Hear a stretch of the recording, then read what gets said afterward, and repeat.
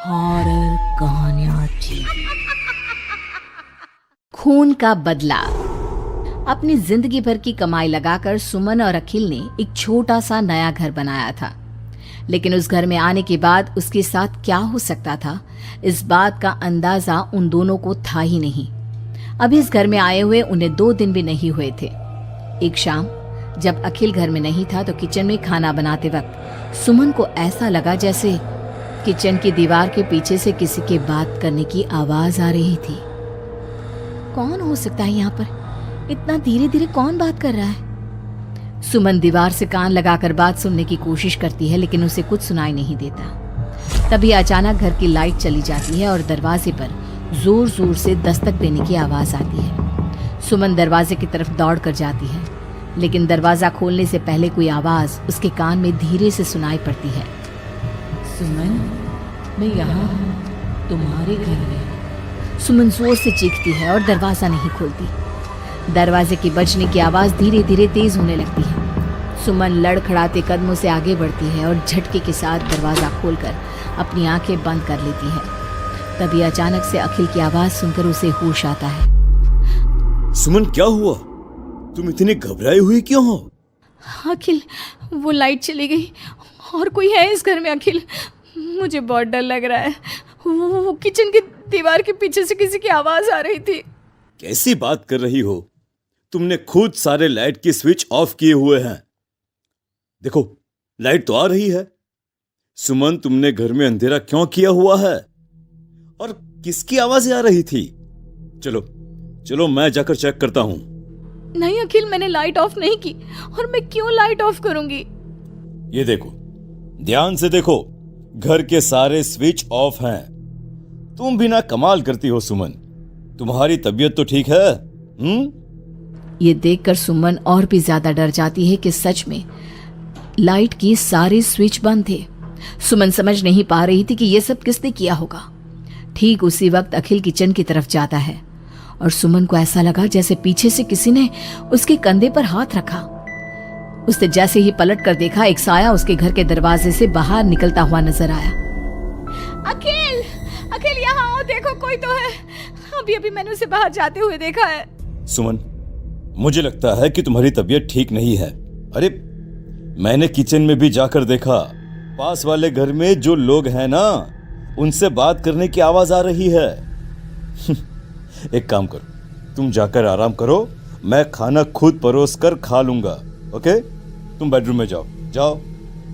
नहीं अखिल, मैं अकेले नहीं जाऊंगी और अब इस घर में मैं एक दिन भी नहीं रहना चाहती।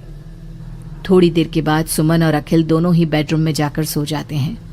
डर की वजह से सुमन को नींद नहीं आ रही थी, लेकिन फिर वो गहरी नींद में सो जाती है और सुबह जब सोकर उठती है तो उसने देखा कि अखिल ऑफिस के लिए तैयार हो गया था।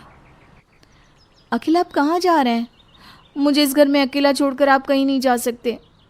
देखो सुमन, मेरा ऑफिस जाना बहुत जरूरी है। कल तुम ऐसे ही डर गई थी। अब परेशान मत हो और मैं ब्रेकफास्ट बाहर कर लूंगा। ओके? जब तुम्हारी तबीयत ठीक लगे तो तुम खाना बनाकर खा लेना। और हाँ, अगर तुम कहो तो मैं तुम्हारे लिए बाहर से खाना भिजवा दूं। नहीं अखिल, उसकी कोई जरूरत नहीं है। मैं अपने लिए खाना बना लूंगी, लेकिन मुझे डर लग रहा है। डरने की कोई बात नहीं है। अभी मैं चलता हूं, तुम अपना ख्याल रखना। चलो, गुड बाय। अखिल के जाने के बाद सुमन बाथरूम में नहाने के लिए चली जाती है और शावर ऑन करती है। नहाते नहाते सुमन को एहसास होता है कि शावर से पानी की जगह खून गिर रहा था। उसने घबराकर सामने लगे मिरर में देखा और ये देखकर उसके पैरों तले जमीन खिसक गई कि वो पूरी तरह सर से पैर तक खून में भीग चुकी थी। सुमन भागकर बाहर आती है। उसे अपने घर का पूरा फर्नीचर जला हुआ नजर आता है और उसके ठीक सामने खड़ी हुई थी एक औरत जिसने दुल्हन के कपड़े पहने हुए थे। उसके चेहरे पर लंबा सा घूंघट था और उसके शरीर से खून टपक रहा था।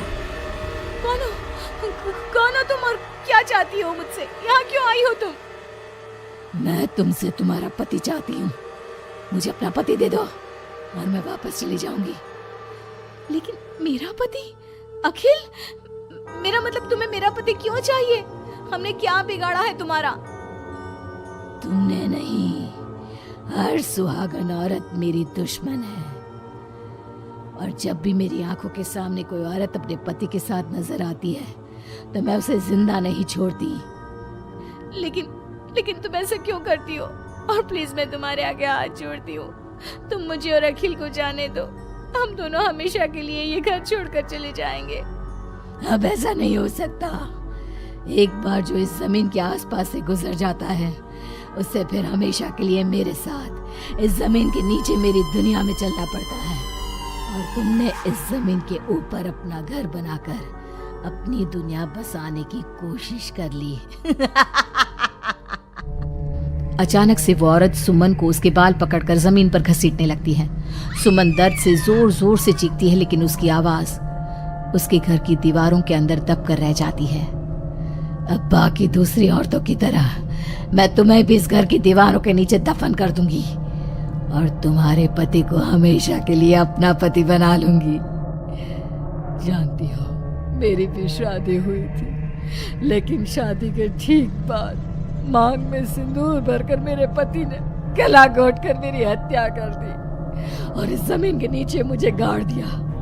बस तब से मेरी आत्मा यही भटक रही थी। मुझे भी सुहागन बनना है, मुझे भी पति चाहिए। छोड़ दो मुझे प्लीज, मुझे जाने दो।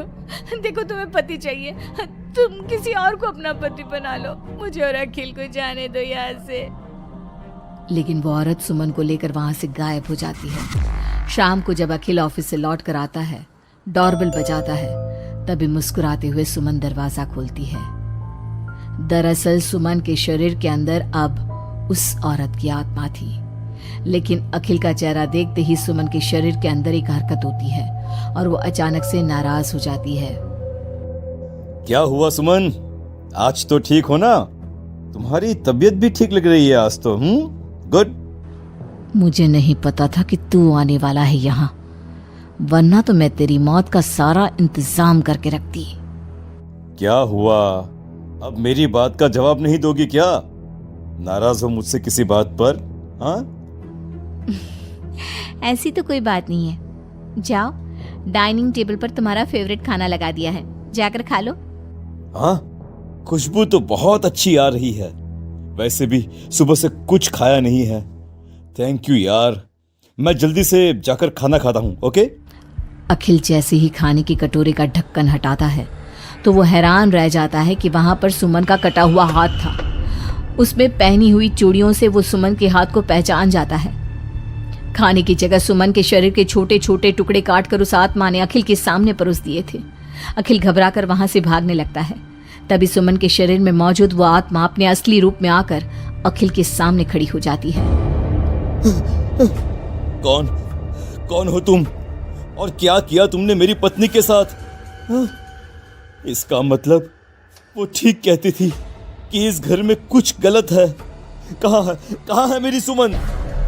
तुम्हारी सुमन के मैंने छोटे छोटे टुकड़े करके उसका खाना बना दिया और उसकी आत्मा को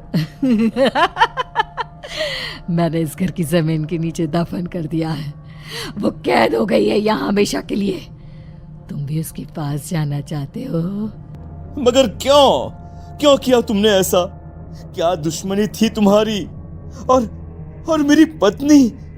पहले तो मैंने तेरी पत्नी को सिर्फ इसलिए मारा क्योंकि मैं तुझे अपना पति बनाना चाहती थी।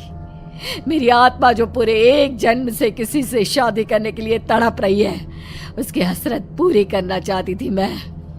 और इसलिए मैंने तेरी पत्नी का रूप लेकर तेरे साथ रहने के बारे में सोचा। लेकिन जानता है, अब मैं तुझे जिंदा नहीं छोड़ूंगी। लेकिन क्यों? देखो तुमने सुमन के साथ जो भी किया, मुझे जाने दो यहाँ से प्लीज। अखिल भागने लगता है, लेकिन घर का दरवाजा अब लॉक हो चुका था। अब तो भाग कर नहीं जा सकता। मेरे हाथ तेरे खून से रंगने के लिए बेचैन हो रहे हैं।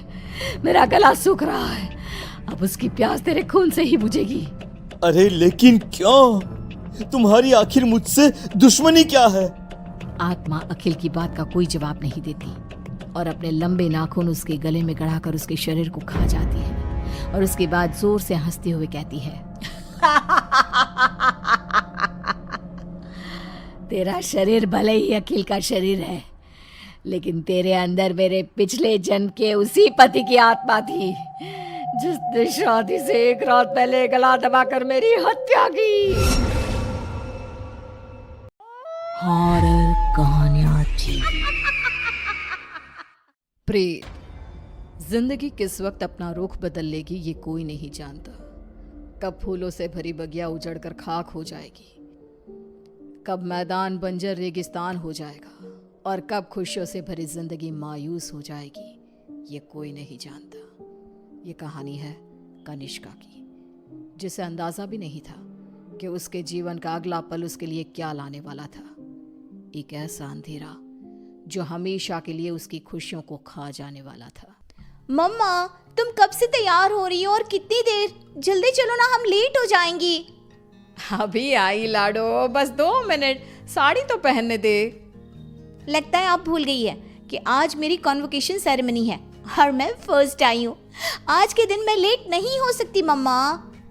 इसीलिए तो समय लग रहा है लाडो। जिसकी बेटी फर्स्ट आई है उसे तैयार भी तो फर्स्ट क्लास होना पड़ेगा ना। कनिष्का बचपन से ही पढ़ाई में बहुत तेज थी। हमेशा फर्स्ट आना, एक्स्ट्रा करिकुलर एक्टिविटीज में पार्टिसिपेट करना और अपने घर वालों का नाम रोशन करना, ये सब उसके लिए आम था। हड़बड़ाते हुए अपनी मम्मी और पापा के साथ कनिष्का अपने कॉन्वोकेशन में चली जाती है। I must say, Mr. and Mrs. Verma, you are very lucky जो आपके घर इतनी होनहार बच्ची पैदा हुई, वरना इस उम्र में तो अक्सर लड़के और लड़कियां भटक जाते हैं। पर कनिष्का दिन रात अपनी पढ़ाई में लगी रही और आज उसने हमारे कॉलेज का नाम पूरे स्टेट में रोशन किया है। स्टेज पर जाकर कनिष्का अपनी डिग्री लेती है। उसके लिए आज का दिन बेहद खुशी का था और वो इस पल को हमेशा के लिए कैद कर लेना चाहती थी। चारों तरफ खुशी का माहौल था। तभी कनिष्का की फ्रेंड्स उसके पास आती हैं। कनिष्का, इस बार तो हमें पार्टी चाहिए। हर बार तू बचकर निकल जाती है। अरे कौन सी मेरी जॉब लग गई है, इतनी भी बड़ी बात नहीं हुई है। अब बस लंदन यूनिवर्सिटी में मेरा एडमिशन हो जाए तब पार्टी पक्की। तुम लोग कनिष्का की बातें तो रहने ही दो, मैं दूंगी पार्टी। आफ्टर ऑल कॉलेज की डिग्री मिल गई है मेरी बच्ची को। She is a graduate now. तो आज रात को मेरे घर पर पार्टी रहेगी, तुम सभी को आना है। रात को सभी पार्टी में आते हैं। सभी बच्चे नाच कूद रहे होते हैं। तभी कनिष्का खिड़की पर जाकर बाहर देखती है, जहां सामने के घर की छत पर बैठी एक औरत उसे लगातार घूरे जा रही थी। ये मिस्टर शाह के घर में ये औरत कौन है? वो तो अकेले रहते हैं। तभी वहां कनिष्का की फ्रेंड आ जाती है। तू यहाँ रात को बाहर तारे देख रही है क्या? चल ना, सब कितना एंजॉय कर रहे हैं। कनिष्का नेहा के साथ चली तो जाती है, पर उसे बहुत अजीब महसूस होने लगता है, मानो कोई सदियों पुराना दुख उसकी आत्मा को याद आ गया हो। ये अचानक मुझे रोने का मन क्यों कर रहा है? और ये स्मेल कहाँ से आ रही है? मम्मी, लगता है कोई पार्टी में नॉनवेज ले आया है। Are you gone mad, Kanishka? We all know कि तुम्हारी फैमिली वेजिटेरियन है। तो ये सड़ी हुई मछलियों का गंध कहाँ से आ रहा है? क्या मजाक है ये कहकर कनिष्का जोर जोर से चीखने लग जाती है। कनिष्का की आवाज सुनकर गौतम वहां आता है। ड्रामा मत करो कनिष्का, बस इसी कारण से ही मैं पार्टी वार्टी पसंद नहीं करता। चलो जाओ अपने कमरे में। सभी अपने अपने घर चले जाते हैं और इसके बाद कनिष्का का बिहेवियर और भी खराब होता जाता है। रात को 3 बजे अचानक उठकर कनिष्का दीवारों से बातें करने लगती है। उसकी आवाज सुनकर रीना भागते हुए आती है। अरे बेटा, इतनी रात को तुम यहाँ पर क्या कर रही हो? और दीवार को देखकर किससे बात कर रही हो लाडो? कोई नहीं है यहाँ। रीना कनिष्का को सीने से लगा लेती है। कनिष्का का शरीर बहुत गर्म था। रीना ये देखकर सोच में पड़ जाती है। आज तक मेरी बच्ची ने कभी ऐसा बिहेव नहीं किया, आज क्या हो गया है इसे? शाम तक तो बिल्कुल ठीक थी और अब अचानक इतना तेज बुखार, ये सब क्या हो रहा है? रीना भागकर थर्मोमीटर लाती है और कनिष्का का टेम्परेचर चेक करती है, पर उसका टेम्परेचर बिल्कुल नॉर्मल था। ऐसा कैसे हो सकता है? ये सब क्या हो रहा है? अचानक मेरी बेटी को किसकी नजर लग गई? रीना अपनी बेटी के साथ ही सो जाती है और अगली सुबह डॉक्टर को बुलाती है, पर डॉक्टर के टेस्ट के बाद भी सब कुछ नॉर्मल ही निकलता है। अब ये क्या नया लफड़ा आ गया है? एक और नया खर्चा? ये क्या कह रहे हैं आप? जब तक कनिष्का टॉपर थी तब तक आपकी बेटी थी, और आज बेचारी बच्ची तकलीफ में है तो ये सब कहने लगे आप? रीना और गौतम में बहस हो जाती है। गुस्से में गौतम घर से बाहर निकलता है, जहां उसे पता चलता है कि मिस्टर शाह अब नहीं रहे।